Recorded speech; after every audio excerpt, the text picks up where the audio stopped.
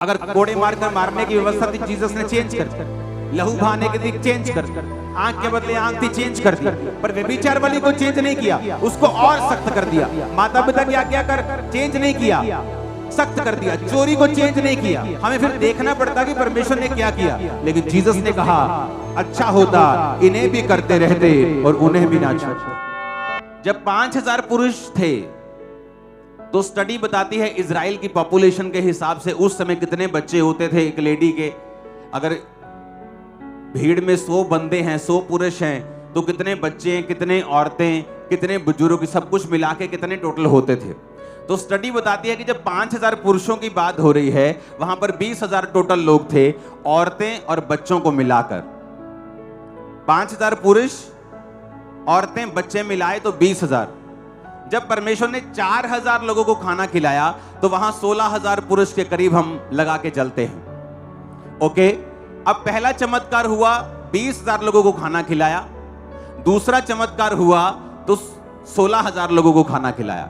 समझ लो ये वाला हिस्सा, इधर वाला चर्च का इधर वाला हिस्सा, ये 20,000 है। ओके, है तो बहुत, लेकिन 20 समझ लेते हैं कि ये 20,000 है, और जेंट्स वाला हिस्सा ये 16,000 है। जब परमेश्वर ने 5 रोटी और 2 मछलियों को देखा, उन्हें ब्लेस किया और 20,000 लोगों को खाना खिलाया, और जब 16,000 लोगों को देखा और उसके बाद 7 रोटियां थी और छोटी सी मछलियां थी, तो 16,000 लोगों को खाना खिलाया। लेकिन जब 20,000 लोगों को खाना खिलाया, कितनी टोकरियां बची? 12। तुम्हारे पास कितनी बची? 7 टोकरे। तुम्हारे पास कितने हैं? जब कोई लंगर बनाता है तो वो बोलता है कि आज ना लोग ज्यादा आ गए थे तो लंगर कम बचा है। हमने बनाया तो बहुत था, लेकिन लोग ज्यादा हैं तो लंगर कम बचा है। लेकिन यहां रोटियां कम है, 5, लोग 20,000 हैं, खिलाने के बाद टोकरे कितने बचे? यहां लोग 16,000 हैं, रोटियां 7 हैं, खिलाने के बाद टोकरे कितने बचे? उल्टा नहीं हो रहा ये, यहां टोकरे 7 बचने चाहिए क्योंकि 20,000 लोगों को खाना खिलाया। यहां टोकरे 12 बचने चाहिए क्योंकि 16,000 लोगों को खाना खिलाया, कम लोगों को खाना खिलाया तो टोकरे ज्यादा बच गए जी। हमारे टोकरे कम है जी क्योंकि हमने ज्यादा लोगों को खाना खिलाया, लेकिन इनके टोकरे ज्यादा हैं और इनके कम हैं। एक बार परमेश्वर ने अपने दास को कहा, मैं तुझे बहुत बड़ी चर्च देना चाहता हूं और तुझे बहुत ब्लेस करना चाहता हूं। तेरी चर्च दुनिया में नंबर 1 होगी। और जब तक वो इस दुनिया में था, उसकी चर्च ने झंडे गाड़े हैं, देश बचाए हैं, नंबर 1 पे रहा है वो। आज भी उनकी चर्च नंबर 1 है। क्या सोचना पड़ेगा हमें कि परमेश्वर ने कहा बेटा मैं तुझे देना चाहता हूं, तू लेने के लिए तैयार है? कहता हाँ प्रभु मैं तैयार हूं। उसने कहा फिर क्या तू अपनी 5 रोटियों और 2 मछलियों को मुझे देने के लिए भी तैयार है? कहता परमेश्वर मैं समझा नहीं। परमेश्वर ने कहा मैं तुझे फाइनेंशियली बढ़ा सकता हूं, लेकिन मैं किस चीज को बढ़ाऊं? इसलिए जब एलिया के पास वो औरत आई, अलीशा के पास, तो कहा कि मेरा पति मर गया है और मुझे कर्जा है और बच्चे ले जाएंगे मेरे, क्योंकि वो उनको लाइफ टाइम स्लेव बनाकर, बंधुआ मजदूर बनाकर ले जाएंगे। उसने कहा तेरे पास क्या है? उसने कहा थोड़ा सा तेल है। उसने कहा जा और पड़ोसियों के बर्तन मांग लिया। अब परमेश्वर ने क्या, तेरे हाथ में क्या है? क्योंकि कोई लोग खाली हाथ लेके प्रभु के पास जाते हैं, प्रभु मुझे ब्लेस कर, और परमेश्वर देखता है और बोलता है किस चीज को ब्लेस करूं? तेरे खाली हाथ को ब्लेस करूं? प्रभु मुझे आशीष दे, किस चीज पर आशीष दूं? परमेश्वर ने कहा मैं इनको रोटियां खिलाना चाहता हूं, पर पहले ये पता करो कि तुम्हारे पास क्या है। उन्होंने कहा प्रभु हमारे पास 5 रोटियां हैं। परमेश्वर ने कहा ले आओ। 2 मछलियां ले आओ। लूका 11 उसकी 42 आयत में, हे फरीसियों तुम पर हाय, तुम पुदीने, सौंफ, सब प्रकार के साग पात का दशवांश देते हो, परंतु न्याय और परमेश्वर के प्रेम को टाल देते हो। चाहिए तो था कि इन्हें भी करते रहते और उन्हें भी ना छोड़ते। जीसस ने कहा तुम दशवांश तो देते हो, पर न्याय को परमेश्वर के प्रेम को टाल देते हो। चाहिए तो था इन्हें भी करते रहते।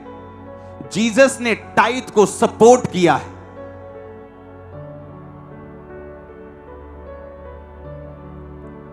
यीशु मसीह आए और बोले, क्या लिखा है पुराने नियम में? कहते आंख के बदले आंख और दांत के बदले दांत। यीशु ने कहा अब से ऐसा नहीं होगा। जो चेंज करना था यीशु मसीह ने इमीडिएटली कर दिया। पिता, ये लड़की व्यभिचार करते पकड़ी गई है, क्या लिखा है वचन में? इसको पत्थरवा करके मारना है। अब से ऐसा नहीं होगा। क्यों? मैं इसकी जगह मर रहा हूं इसलिए। अगर जीसस ने बोलना होता टाइथ नहीं देना, तो जीसस बोलते नो, तुम टाइथ देते हो, खुदा को टाइथ नहीं चाहिए। पर जीसस ने कहा चाहिए तो था इन्हें भी करते रहते। टाइथ तो देते ही, पर न्याय को, दया को, प्रेम को भी ना छोड़ते। तो जीसस को कोई प्रेशर थोड़ी है। जीसस बोलते नहीं। जिस तरह जीसस ने बोला, क्या कहा गया है? पिता, ये कहा गया है, नहीं, अब तुम अपने दुश्मनों से प्रेम करोगे। एकदम से बदल दिया। लेकिन जीसस ने कहा अच्छा करते हो, टाइथ देते हो। पर आज जब हम लोगों को खुश करना चाहते हैं कि लोग हमें कूल समझें, आत्मिक समझें, हम ये बात समझ लें कि लोगों को खुश कर लो या परमेश्वर को खुश कर लो।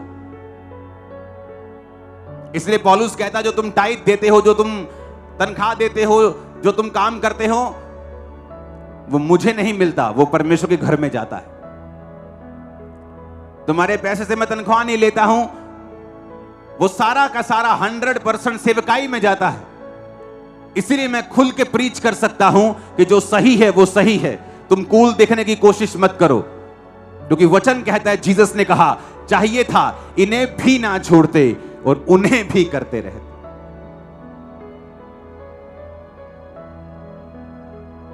कई बार हम इमोशनल प्रीचिंग करना स्टार्ट करते हैं और लोगों को गुमराह कर देते हैं। और लोगों की लाइफ में जब कर्स काम करना शुरू करते हैं, बॉन्डेजेस आने शुरू होती हैं, वो ब्लेस नहीं होते।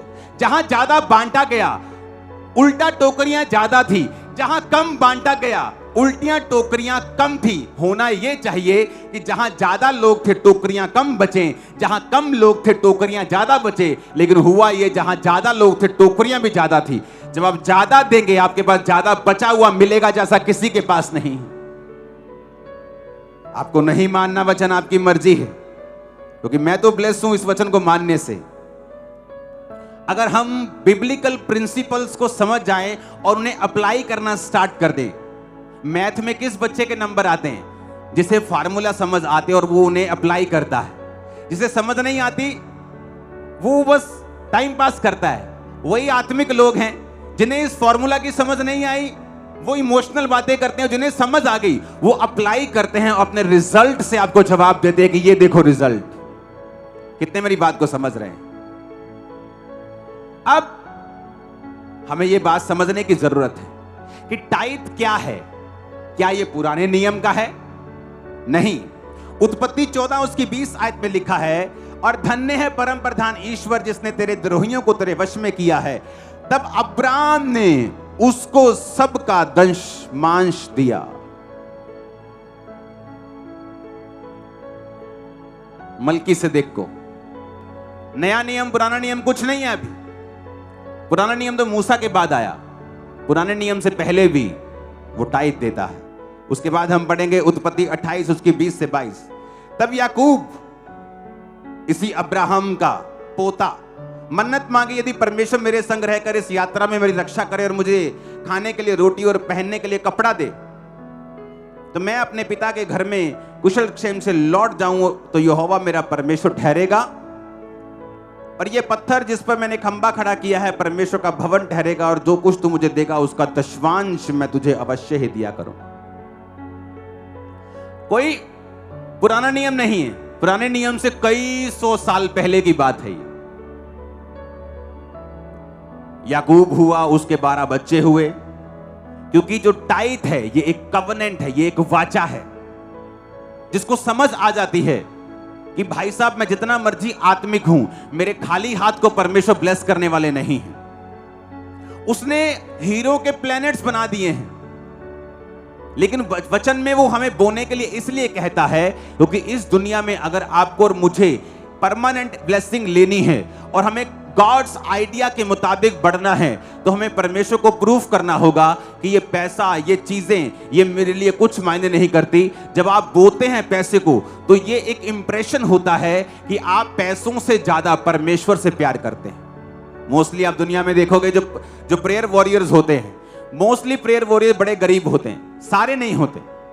क्यों? क्योंकि कईयों को लगता है कि हम प्रार्थना कर रहे हैं 8 घंटे, हम ब्लेस हो जाएंगे। लेकिन ब्लेसिंग के लिए आपको बीज बोना पड़ता है, सामर्थ्य के लिए आपको प्रार्थना करनी पड़ती है। दोनों चीजें चाहिए। प्रेरितों के काम 4 उसकी 36 और 37 आयत में लिखा है, यूसुफ नामक साइप्रस का एक लेवी था जिसका नाम प्रेरितों ने बरनबास रखा था।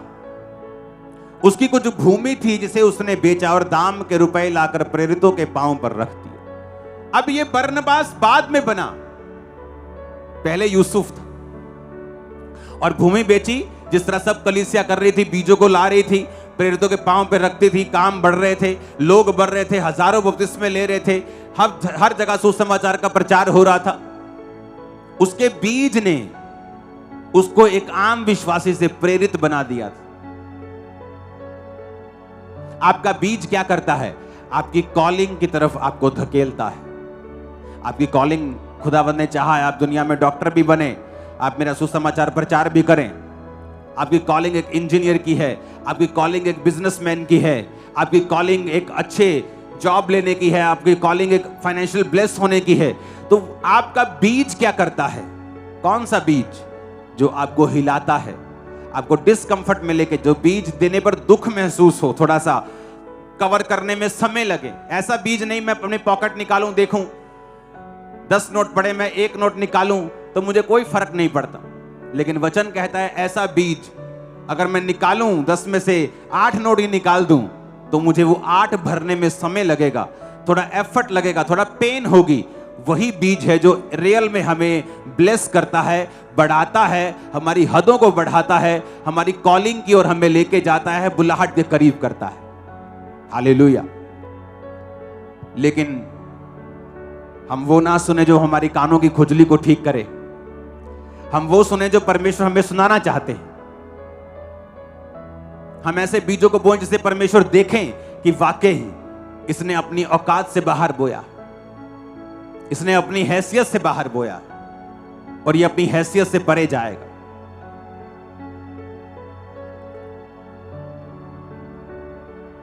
मैं 2016 की, कल मेरे सामने पिक्चर आई मेरी 2016 की सेवकाई, आपको उसमें लाखों लोग दिखेंगे। कितने साल का था मैं? 30 साल के करीब। क्या इतने यंग लड़के की हैसियत होती है कि वो इतने लोगों की अगुवाई कर सके? नहीं। लोगों को लगता था कि पहले हम जब बूढ़े हो जाएंगे 55, 60, 70, फिर इतने लोगों को संभाल पाएंगे, एक्सपीरियंस हो जाएगा। लोग बोलते हैं हाँ मैं 70 साल का हूं, बड़े बहुत बुद्धि आ गई है। लेकिन सुलेमान तो यंग था, उसको बुद्धि आ गई थी। हैसियत से परे मिलता है जब आप हैसियत से परे बोते हैं। मैं 30 साल का था और इतनी बड़ी चर्च की अगुवाई कर रहा था, लाखों लोग थे। मैं 2016 की पिक्चर्स आपको दिखाऊंगा। आपको हैसियत से परे मिलता है। सुलेमान की बुद्धि बूढ़ों की बुद्धि से ज्यादा थी। बूढ़े उसके सामने बैठकर सीखते थे। क्यों? अपनी हैसियत से परे बीजों को बोना। और हम बोलते हैं परमेश्वर को बीज नहीं चाहिए। हम लोगों को खुश ना करें, कूल बनने की कोशिश ना करें। जीसस ने कहा, फिर से पढ़ेंगे जीसस के वचन को, कि इन्हें भी करते रहते और उन्हें भी ना छोड़ते। टाइट अब्राहम से, पुराने नियम से पहले, यानी जो व्यवस्था उससे पहले, व्यवस्था में भी, जीसस के आने के बाद भी और अब भी, क्योंकि ये एक वाचा है, ये एक वाचा है, ये एक कवेनेंट है, ये एक परमेश्वर के साथ हमारा एक।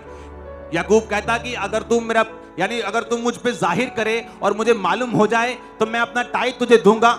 हम सबको जाहिर हो चुका कि परमेश्वर यीशु मसीह एक लौता परमेश्वर है। एक कनेक्शन बनाना परमेश्वर के साथ, उसे अपना पार्टनर बना लेना कि प्रभु तू मेरा पार्टनर है। और जिसका पार्टनर परमेश्वर है उसका बिजनेस कभी फेल नहीं होता। वो कोविड हो, वो कोविड का बाप हो, बिजनेस फेल नहीं होगा, लाइफ फेल नहीं होगी। एक रास्ता बंद होगा तो परमेश्वर 2 खोल देगा, एक बंद होगा तो परमेश्वर 7 खोल देगा। यही निशानी होगी तुम बोने वाले लोग हो। कितने इन बातों को समझ रहे हैं? हमें प्रैक्टिकल बनना है, जो बाइबल कहती है उस पे यकीन करना है। हम अपने इमोशंस के हिसाब से प्रीच नहीं कर सकते कि आज मैं क्या महसूस कर रहा हूं, कि आज प्रभु ऐसा है, आज प्रभु ऐसा है। प्रभु ऐसा ही है, वो बदला नहीं है, वो ऐसा ही है, कब से ऐसा ही है, उसने लिखा हुआ है। जब वचन की समझ आएगी तो तुम बोल पाओगे। हालेलुया। और जब हम इन बातों को समझते हैं और प्रैक्टिकली इन प्रिंसिपल्स को अपनी लाइफ पे अप्लाई करते हैं, हमें समझ आती है। आप ज्यादा बांटेंगे ज्यादा बचेगा, कम बांटा कम बचा। जबकि रोटियां 5 थी और मछलियां 2 थी, खाने वाले 20,000 थे, टोकरियां 12 थी, रोटियां 7 थी, खाने वाले 16,000 थे, लेकिन बची 7। 7 रोटियां, खाने वाले 16,000, कम टोकरे बचे। अब जितना बांटते हैं उतना बढ़ता है। हमें यह बात बड़े ध्यान से समझनी है कि अगर हम इस वचन को जो लिखा हुआ है इसे नहीं समझेंगे तो परमेश्वर कोई आवाज लगाने वाला नहीं है। आप गरीबी में चलते जाएंगे और कोई आवाज नहीं आएगी, क्योंकि वो अपनी आवाज बाइबल में दे चुका है। और हमें ये आवाज को समझना है और इसे फॉलो करना है, फिर लाइफ सेम नहीं होगी यीशु मसीह के नाम। इसलिए कहा जाता है कि अपना कान अगर हम ज्यादा लोगों को सुनने के लिए लगाएंगे तो कंफ्यूज हो जाएंगे, और अगर हम राइट टीचिंग पे अपना कान लगाएंगे हमें मालूम होगा कि हमें क्या करना है। हमारा फोकस, एफर्ट, ताकत एक दिशा में लगनी चाहिए अगर हमें रिजल्ट चाहिए तो। हालेलुया। एक बार खड़का के हालेलुया बोलो जरा।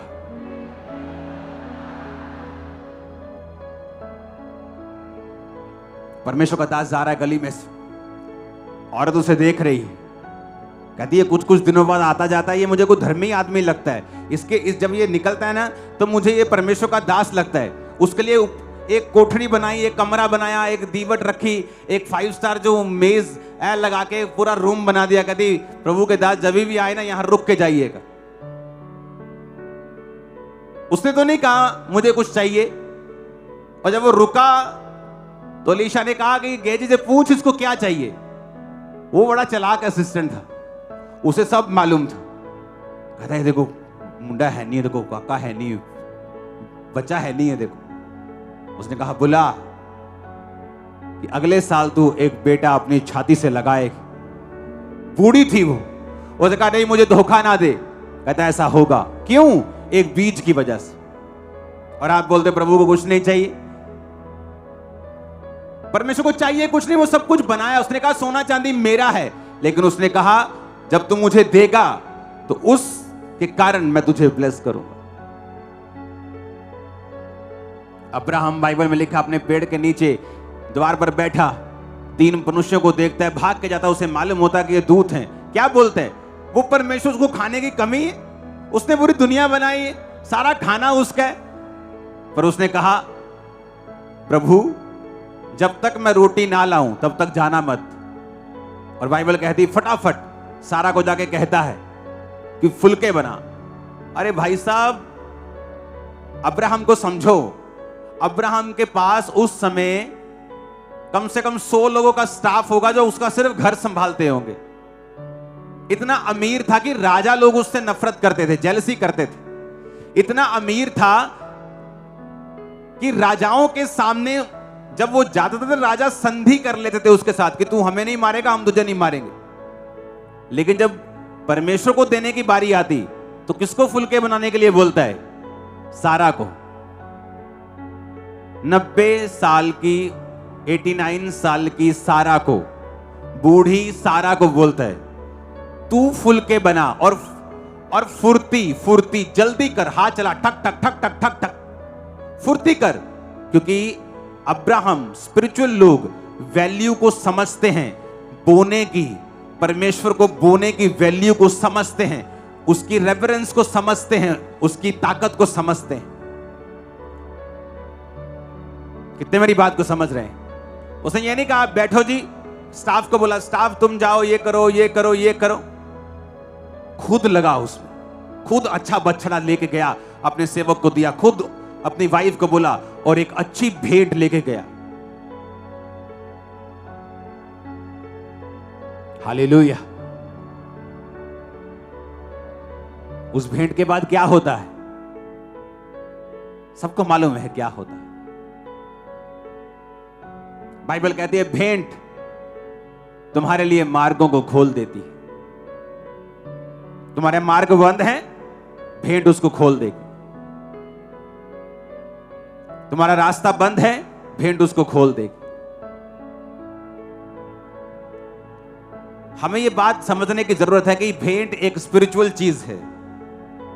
कोई शक नहीं उससे चर्च के काम पूरे होते हैं, लेकिन यह एक आत्मिक चीज है और आत्मिक रीति के साथ आपकी लाइफ में यह काम करती है। आज जब हम इमोशनल टीचिंग को सुनते हैं तो टाइट नंदने से क्या होगा? आपकी टांग टूटने वाली नहीं है, लेकिन सबसे बड़ा नुकसान आपके आइडियाज का है जो परमेश्वर आपको देने बंद कर देगा। वो रास्ते जो परमेश्वर खोलता है स्पिरिट के जरिए, वो नहीं खुलते, क्योंकि ये एक वाचा है, ये व्यवस्था नहीं है। अगर ये व्यवस्था होती तो हम तब भी यीशु मसीह को देखते कि यीशु मसीह ने इस व्यवस्था के बारे में क्या लिखा है। अगर कोड़े मारकर मारने की व्यवस्था थी, जीसस ने चेंज कर दी। लहू बहाने की थी, चेंज कर दिया। आंख के बदले आंख थी, चेंज कर दिया। पर व्यभिचार वाली को चेंज नहीं किया, उसको और सख्त कर दिया। माता पिता की आज्ञा कर चेंज नहीं किया, सख्त कर दिया। चोरी को चेंज नहीं किया। हमें फिर देखना पड़ता कि परमेश्वर ने क्या किया, लेकिन जीसस ने कहा अच्छा होता इन्हें भी करते रहते और उन्हें भी ना छोड़ते। जीसस ने टाइट के सिस्टम को चेंज नहीं किया, क्योंकि यह व्यवस्था का विषय नहीं था, यह परमेश्वर के साथ एक कवेनेंट का विषय है, एक वाचा, एक पार्टनरशिप। ऊंची आवाज में हालेलुया बोल के शैतान को हराओ आत्मा में। 7 बार बोलो हालेलुया ऊंची आवाज में।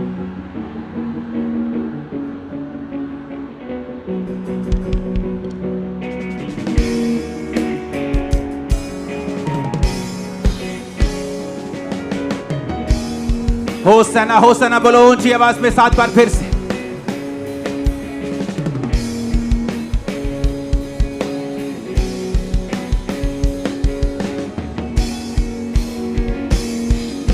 Hallelujah hallelujah. कितने आज का वचन समझ रहे हैं? इंपॉर्टेंट है ये बहुत। हमें इमोशनल नहीं स्पिरिचुअल बनना है। अपने हिसाब से अंदाजा नहीं लगाना कि आज मैं प्रभु के लिए क्या फील कर रहा हूं। आज वो दयालु है, आज वो मारने वाला है। नो नो नो, वो एक सा है।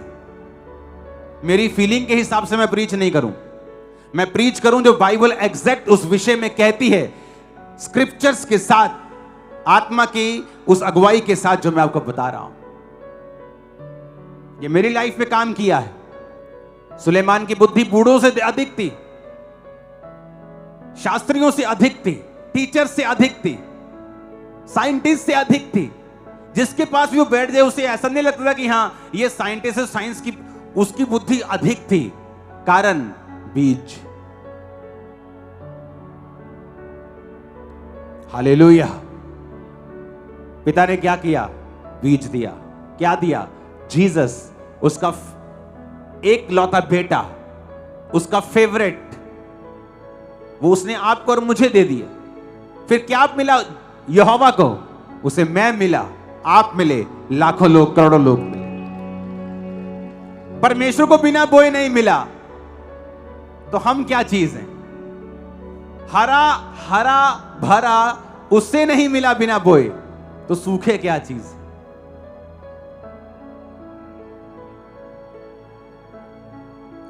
परमेश्वर दे लवे खदा नौ, वो ये भी देखता तुम्हारे हाथ में क्या। जीसस बैठे हुए सब धनवानों को पैसा डालते देखा और विधवा को भी डालते देखा। जीसस ने कहा ठीक है, सबने अपने धन की बढ़ती में से डाला है, लेकिन इस औरत ने अपनी घटती में से डाला है।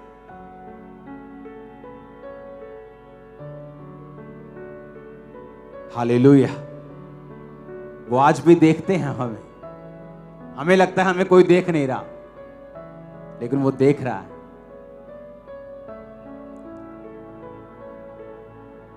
जिससे मैं लगाव रखता हूं, जो मेरे लिए प्रेशियस है, जब मैं प्रभु को देता हूं, मुझे पेन तो होती है, लेकिन जो मुझे मिलेगा वो किसी के पास नहीं होगा। अगर रेगुलर बढ़ना है आगे, जिस तरह दुनिया बढ़ती है, 25 में मूर्ख, 30 में सियाना, थोड़ा और सियाना, 70 में सियाना, या सुलेमान की तरह कि 30 में इतना सियाना कि बड़े बड़े सियानों को फेल कर दो। आराम से आगे बढ़ना है अपनी ताकत कुव्वत से, या परमेश्वर की ताकत से आगे जाना है। धीरे धीरे धीरे धीरे जोड़ जोड़ के लाइफ के एंड टाइम में घर लेना है कि उन पैसों को बोना है और खुदा को बोलना है कि वो रास्ते खोले, और वो तुम्हें अभी वो रास्ते खोलेगा और अभी तुम लोगे जो तुम्हें लेना है। मैं आपको सच प्रैक्टिकल बातें बोल रहा हूं। नए नियम में कुरनेलियस, तेरी प्रार्थना, तेरी दान याद किए गए हैं, दूत ने कहा।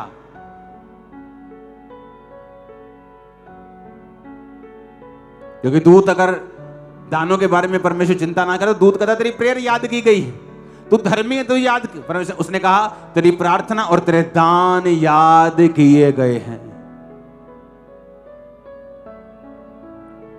मैंने पर्सनल लोगों को देखा है, छोटी सी तनख्वाह थी उनकी, लेकिन जब वो बीज लेके आते थे, मेरा दिल नहीं करता बीज लूं। मैंने कहा यार इसकी तनख्वाह इतनी है छोटी सी, ये इतना बड़ा बीज लेके आ रहा है। लेकिन अब जब आप 2 साल 3 साल बाद देखते हैं, उनके पास वो है जो उनकी तनख्वाह कभी नहीं कर सकती थी। हालेलुया।